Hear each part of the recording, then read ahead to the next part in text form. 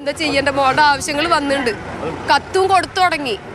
ഞങ്ങളിപ്പോൾ കത്ത് കൊടുത്തില്ലെങ്കിൽ നമുക്ക് അത് നീട്ടി വെക്കെങ്കിലും ചെയ്യാമായിരുന്നു. കത്ത് കൊടുത്തു കഴിഞ്ഞിട്ട് ഞങ്ങൾ എന്താ ചെയ്യുക? ഞങ്ങൾക്ക് ഒരു മറുപടി ഒരാളും തരുന്നില്ല. ജീവിതത്തിൽ ആകെ ഉണ്ടായിരുന്ന നീക്കിയിരിപ്പാണ് ഈ അമ്മ മാറ്റിവെച്ചത്. മകളുടെ വിവാഹ തീയതി അടുത്തപ്പോഴും ആ പണം തിരികെ കിട്ടുമോ എന്ന് പോലും അറിയാത്ത അവസ്ഥയിലാണ്. ഭയങ്കര കടത്തില്ല, വീട് വാടകയ്ക്ക് എടുക്കാൻ വേണ്ടിയിട്ടുള്ള. അപ്പൊ അവർ പറഞ്ഞു അപ്പൊ തരാം, വാടകയ്ക്ക് എടുക്കാൻ അഡ്വാൻസ് കൊടുക്കാനുള്ള കാശ് ഞങ്ങൾ തീർച്ചയായും ചിട്ടി വെച്ച കാശ് അവർ തന്നില്ല. ടോട്ടൽ നോക്കി 1 ലക്ഷം റുപ്യ കൊടുക്കണം.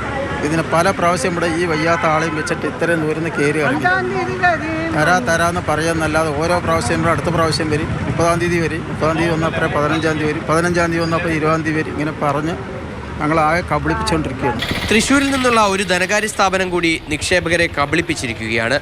അതിൻ്റെ ഇരകളുടെ വാക്കുകളാണിത്.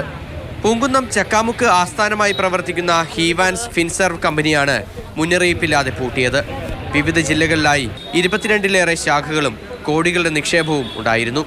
കഴിഞ്ഞ ഏപ്രിൽ മാസം മുതൽ പലിശയും മുതലും ലഭിക്കുന്നില്ലെന്നാണ് നിക്ഷേപകർ പറയുന്നത്.